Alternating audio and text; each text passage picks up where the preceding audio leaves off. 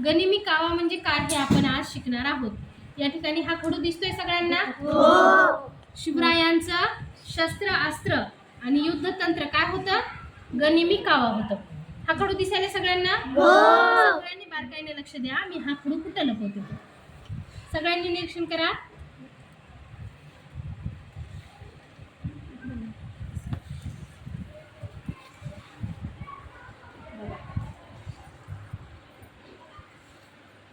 सगळ्यांनी लक्ष द्या. मी खडू कुठे लपवते ते सगळ्यांनी लक्ष द्या. बर थांबा. सायलेंट. फैज तू सांग कशामध्ये आहे.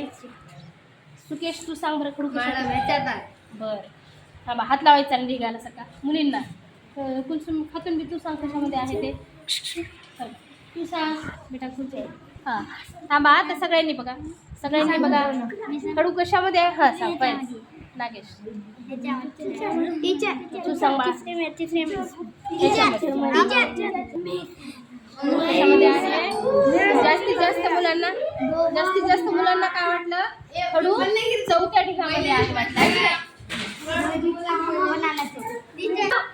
गनिमी कावा म्हणजे काय की दाखवणं असे आणि जे नसते किंवा जे दिसत नाही ते असते.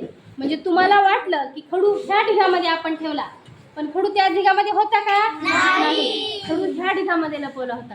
खडू ह्या ढिगामध्ये होता पण तो तुम्हाला दिसला नाही. जे होतं ते तुम्हाला दिसलं नाही पण जे दिसलं त्यामध्ये खडू होता का नाही. याला म्हणतात गनिमी कावा. म्हणजे शत्रूचं लक्ष एकीकडे वेधणं आणि दुसरीकडे हल्ला करणं हे शिवरायांचं युद्धतंत्र होतं. त्याच्यामुळे शिवरायांनी काय केलं.